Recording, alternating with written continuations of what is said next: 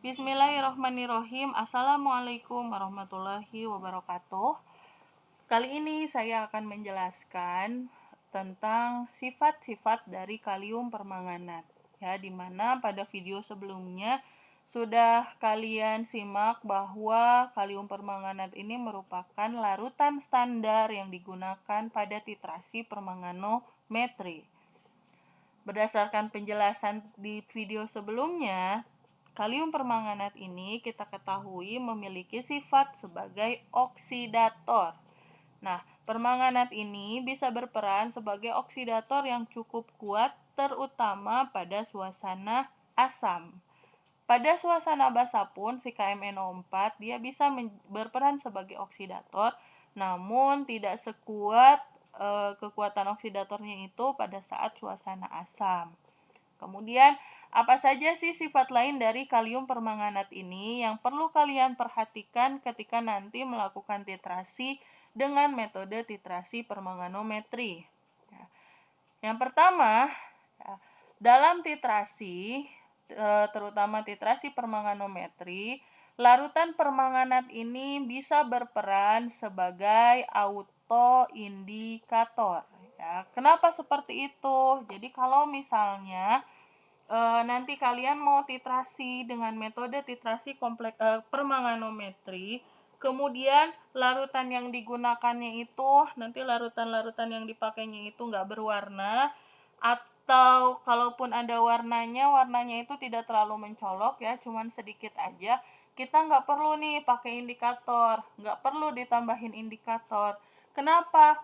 Karena si permanganatnya, si larutan standarnya yang nanti berperan sebagai peniter yang disimpan di buret, ya, dia itu mempunyai sifat autoindikator. Maksudnya apa nih? Kenapa si permanganat ini bisa bersifat sebagai autoindikator? Jadi dia bisa menjadi indikator dalam titrasinya, ya. Nggak perlu kita tambahin indikator. Kenapa? Karena 0,01 ml atau sebanyak setengah tetes. Kenapa saya bilang 0,01 ml itu setengah tetes? Karena kita ketahui bersama ya bahwa 1 tetes itu sama dengan 1 ml itu sama dengan 20 tetes. Berarti kalau 0,01 ml ya itu sama dengan, maka ini 20 tetes dikali 0,01 berarti 0,2 tetes ya. Jadi 0,01 mili itu sama dengan 0,2 tetes. Bahkan ya ini lebih sedikit dari setengah tetes. Kalau setengah tetes kan 0,5. Berarti kalau 0,01 mili itu ya sekitar 0,2 tetes, 1/5 tetes ya, dari kalium permanganat. Jadi seandainya kita tetesin setengah tetes aja dari kalium permanganat yang konsentrasinya 0,01 normal ke dalam 100 ml air. Jadi saya punya air ya dalam wadah ini sebanyak 100 ml. Lalu saya masukin, ya air kan gak berwarna ya, saya masukin setengah tetes kalium permanganat ke sini. Yang tadinya tidak berwarna, nanti si larutan ini nih, si air ini, bukan larutan malah, ini air akan berubah menjadi warna merah jambu yang jelas ya. Jadi ini langsung berubah menjadi warna pink. Merah jambu itu kan pink ya ininya. Walaupun yang ditetesin ke sini tuh cuman setengah tetes ya, 0,2 tetes malahan. Sehingga karena alasan itulah si larutan permanganat bisa berperan sebagai autoindikator ya dalam titrasi permanganometri. Jadi nggak perlu repot-repot kita tambahin indikator kalau kita titrasi pada larutan yang tidak berwarna dengan menggunakan titrasi permanganometri ya. Karena permanganat ini berperan sebagai autoindikator. Kemudian ya, larutan permanganat ini bukanlah suatu zat baku primer. Kenapa kalium permanganat tidak bisa berperan sebagai suatu zat standar primer? Ya, karena zat ini sukar diperoleh, jadi si permanganat ini sukar diperoleh secara murni. Kalau kita mau bikin larutan permanganat, ya nggak mungkin kita mendapatkan permanganatnya itu permanganat yang murni. Dia sukar diperoleh secara murni. Pasti aja ada MnO2-nya, ya ada aja MnO2-nya di dalam larutan si permanganat tersebut, ya. Makanya permanganat karena nggak bisa murni, nggak bisa kita jadikan sebagai zat baku primer, ya.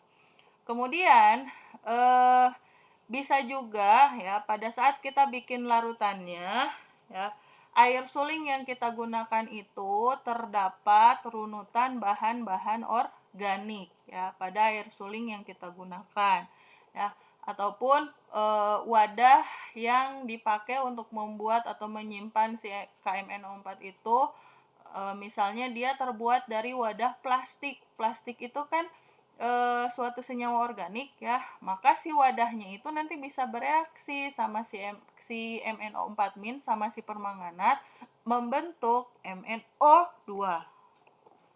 Jadi meskipun nanti misalnya kalian bisa nih yakin permanganatnya, padatan si permanganatnya ini adalah permanganat yang murni, tapi pas dibikin larutan bisa jadi dia jadi nggak murni lagi, permanganatnya mengandung MnO2 lagi, ya. Kenapa? Karena bisa jadi air suling yang dipakai itu mengandung runutan bahan organik, ya. Misalnya ada pengotor-pengotor, ya, ada kuman-kuman misalnya di dalam airnya, sehingga si airnya itu si pengotor dalam air suling itu nanti bisa bereaksi sama permanganat membentuk MnO2. Apalagi kalau kalian simpan di wadah yang dari plastik, bisa juga membentuk MnO2.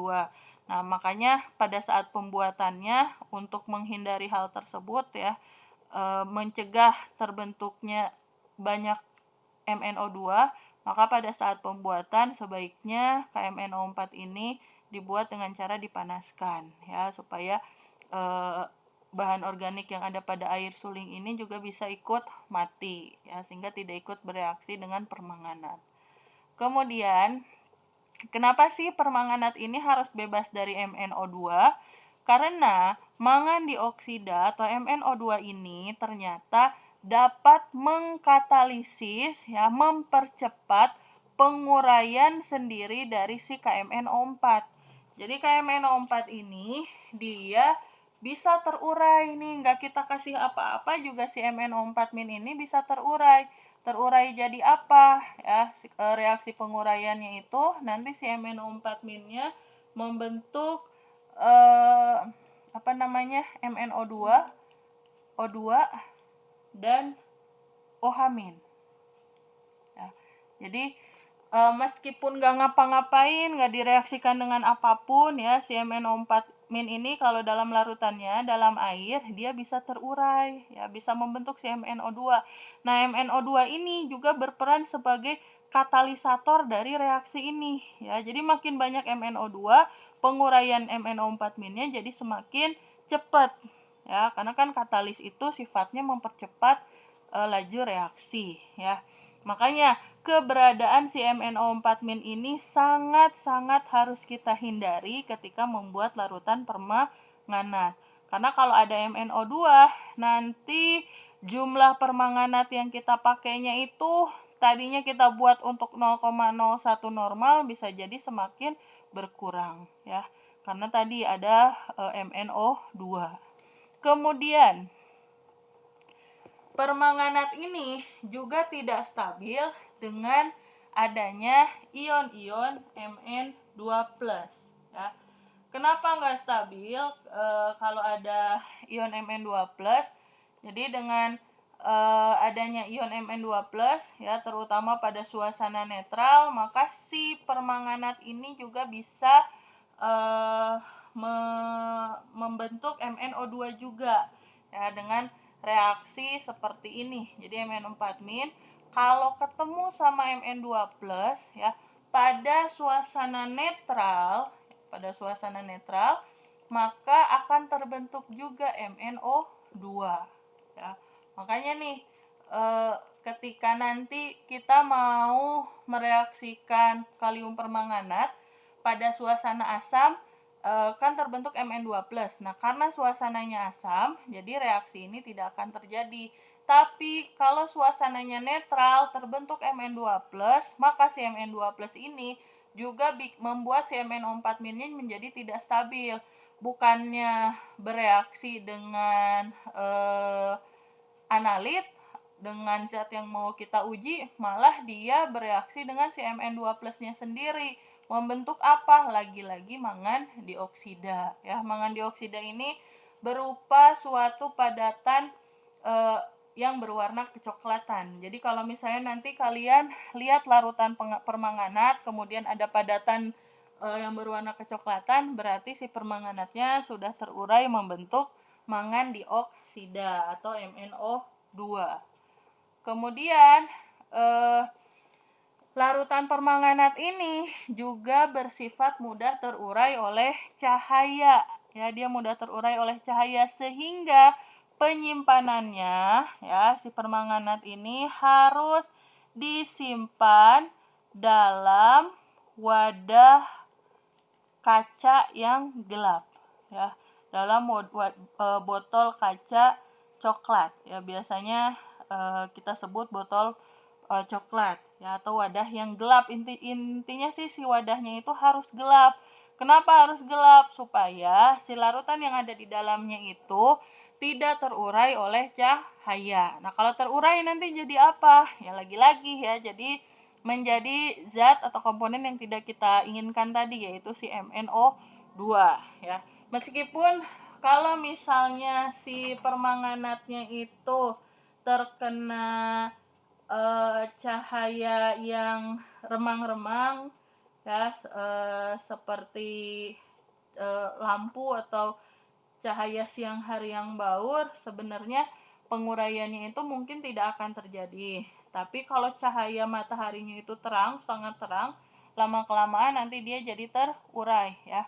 Amannya si larutan permanganat ini harus kita simpan dalam botol wadah coklat ya, atau botol wadah yang gelap. Begitu pula pada saat titrasi.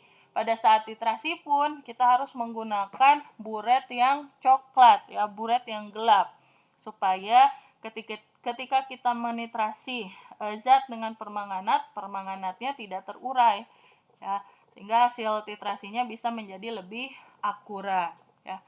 Dari sifat-sifat permanganat ini, maka pada saat kita membuat larutan kalium permanganat, ada hal-hal yang harus kita perhatikan pada saat membuat larutannya ya. Sehingga mengingat sifat-sifat permanganat yang tadi ya, yang dia kurang stabil lah, kemudian mudah terurai, kemudian dia juga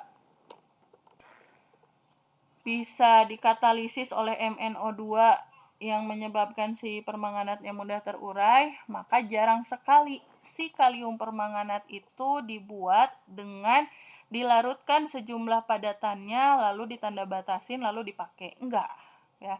Enggak seperti itu. Jadi kalau mau bikin kalium permanganat kita perlu perlakuan khusus. Nah, caranya itu bisa yang pertama, larutannya ini kita panasin ya. Jadi kita bikin nih timbang, misalnya kita mau bikin permanganat 500 ml. 500 ml ditimbang sekian gram ya. Nimbang sekian gram terus dilarutkan ya, ditambahin pelarut sampai dia volumenya 500 ml. Nah, abis ini ya udah dibuat, nggak bisa langsung kita pakai ya, tapi harus dipanasin sampai mendidih. Mendidihnya berapa lama? Selama 1 sampai 2 jam ya. Sebaiknya kita gunakan penangas air pada saat mendidihkannya ya, atau kita tambahkan juga labu batu didih ya, supaya pemanasannya itu sempurna. Ya, kita panasin. Kenapa dipanasin? Supaya runutan-runutan senyawa organik yang ada di pelarutnya itu ikut hilang ya. Kemudian KMNO4-nya itu jadi tidak terurai lah, intinya mah tidak membentuk MnO2 ya. Nah, ketika dipanaskan, nanti sebelum dipanaskan jangan lupa diberi tanda batas ya. Jadi kalau misalnya nanti manasinnya itu pakai wadah ya, misalnya wadahnya itu biasanya sih Erlenmeyer ya, kita dipanasin terus nanti ditutup sama corong atasnya. Kenapa ditutup? Biar nanti sih ketika dipanasin itu kan dia menguap. Nah, ketika menguap supaya uapnya itu nggak banyak yang lolos keluar ya, karena di sini kan permukaannya lebih kecil ya, sehingga nggak mudah lolos tuh si uapnya, sehingga nggak terlalu banyak nanti kita kehilangan larutannya ya. Dan sebelum dipanaskan jangan lupa dikasih tanda batas nih di sini, misalnya batas si permanganat awalnya. Kenapa? Karena ketika pemanasan nanti lama-lama kan larutannya berkurang, harus kita tanda batasin lagi dengan larutan pengencer ya. Nah, larutan pengencernya ini juga harus terdiri dari atau merupakan larutan kalium permanganatnya sendiri ya, yang kita bikin dari Aquades ya, yang udah ditambahin beberapa tetes larutan ini ya. Jadi kita bikin juga larutan pengencer ya, ada Aquades, kemudian ditambahin beberapa tetes larutan ini, masukin ke sini, ini sebagai pengencer. Nah, nanti pengencer ini fungsinya buat apa? Ketika dipanasin 1-2 jam, jangan lupa ya si pengencernya juga dipanasin tapi nggak terlalu lama. Nanti kan ininya jumlah larutannya akan berkurang. Nah, ditepatkan kembali dengan si larutan pengencer ini. Nah, setelah dipanaskan selama 1-2 jam lalu disaring. Kenapa harus disaring? Karena bisa jadi nih nanti ketika kita bikin larutannya di sini tuh ada nih MnO2 yang terbentuk ya. Nah, kita saring si larutannya supaya apa? Supaya MnO2-nya itu nggak lolos ya, nggak lolos yang nanti bisa mengganggu si larutan permanganatnya. Dan ingat, penyaringnya itu harus gunakan penyaring yang tidak mereduksi. Nah, penyaring yang tidak mereduksi itu penyaring yang seperti apa ya? Penyaring yang tidak mereduksi itu tentunya ya penyaring yang bukan terdiri dari yang tidak mengandung runutan-runutan senyawa organik. Seperti apa? Seperti kertas saring. Nggak boleh ya kita menyaring permanganat dengan menggunakan kertas saring. Kenapa? Karena kertas saring itu kan bahannya kertas. Kertas itu kan organik. Nah, kalau dia organik berarti nanti dia bisa nih mereduksi si permanganat ya. Makanya jangan gunakan penyaring yang bisa mereduksi. Nah, penyaring yang baik digunakan itu apa? Misalnya wol kaca yang udah dimurnikan atau melalui cawan penyaring krus ya dari kaca masir yang ukuran pori-porinya itu nomor 4 ya. Jadi kita pakai penyaring Buchner lah ya. Seperti itu. Jadi jangan pakai kertas saring biasa, karena kertas saringnya itu nanti bisa mereduksi si kalium permanganatnya ya, karena kertas saring itu kan senyawa organik. Kemudian bisa juga dengan cara yang kedua ya. Jadi si larutan permanganatnya itu kita bikin, kita timbang, kita larutin, ditanda batasin, kemudian bukan dipanaskan tapi didiamkan selama 2-3 hari ya pada suhu kamar. Jadi didiemin aja nih, nggak dipanasin. Udah 2-3 hari kita diemin, lalu habis itu disaring. Dan lagi-lagi ya, penyaringnya itu tidak boleh yang mereduksi ya. Setelah disaring, setelah didiamkan kemudian disaring, baru deh permanganat itu bisa kita gunakan untuk titrasi kompleksometri. Jadi diharapkan pada saat pembuatan larutan ini pun si MnO2-nya itu ya, si pengganggunya ini benar-benar nggak ada ya. Makanya pembuatannya itu harus dengan cara-cara khusus. Bisa dengan dipanaskan selama 1-2 jam lalu disaring, atau didiamkan selama 2-3 hari lalu disaring ya. Baik, demikian penjelasan saya mengenai sifat-sifat dari larutan kalium permanganat. Tolong dipahami dengan baik karena ini akan sangat digunakan konsepnya ketika kalian melaksanakan titrasi permanganometri. Terima kasih. Assalamualaikum warahmatullahi wabarakatuh.